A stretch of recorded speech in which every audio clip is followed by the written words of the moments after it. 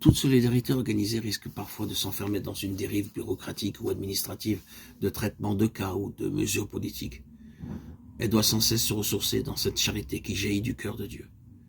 Les personnes qui œuvrent dans les institutions caritatives de l'Église doivent se distinguer par le fait qu'elles ne se contentent pas d'exécuter avec dextérité le geste qui convient sur le moment, mais qu'elles se consacrent à autrui avec des intentions qui leur viennent du cœur, de manière qu'autrui puisse éprouver leur richesse d'humanité.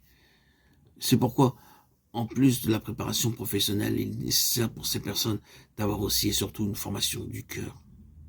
Il convient de les conduire à la rencontre avec Dieu dans le Christ, qui suscite en eux l'amour et qui ouvre leur esprit à autrui, en sorte que leur amour du prochain ne soit plus imposé pour ainsi dire de l'extérieur, mais qu'il soit une conséquence découlant de leur foi, qui devient agissante dans l'amour. Galates 5:6. Il revient donc à l'Église d'organiser la charité, de veiller à ce que celle-ci, grâce à la prière et la vie sacramentelle, reste bien enracinée en Dieu.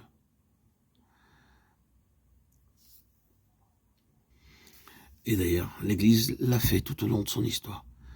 Elle ne peut négliger ce service aujourd'hui encore, car il lui est essentiel comme celui de la parole et celui des sacrements. La charité n'est pas pour l'Église une sorte d'activité d'assistance sociale qu'on pourrait aussi laisser à d'autres, mais elle appartient à sa propre nature.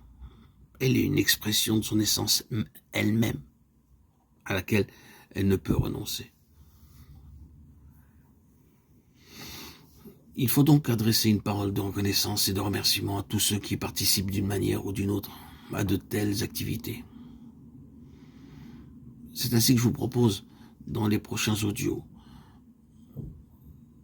de vous nourrir de méditation et de contemplation, à la fois mystique et profondément réaliste, de vous proposer une bonne révision de vie des engagements caritatifs et des structures de solidarité qui doivent faire partie de l'Église.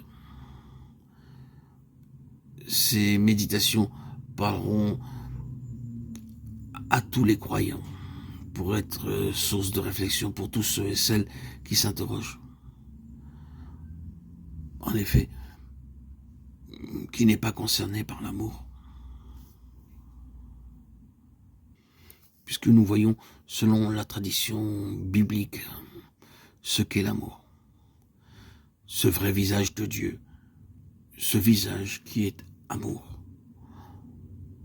Et on peut comprendre ce que Jean affirme dans 1 Jean 4:8. Dieu est amour. Dieu est amour. Et dire que Dieu est amour n'est pas simplement lui appliquer un concept, c'est désigner l'agir d'un Dieu qui se laisse toucher par l'homme, qui est passionné par lui et veut le sauver. Dans l'Ancien Testament se manifeste déjà cet agir divin, et celui-ci culmine en Jésus et dans l'amour même de Jésus pour son Père et tous les hommes dans le Nouveau Testament. L'amour de Dieu a ainsi sa plus haute expression dans le don que Jésus fait lui-même de sa propre vie.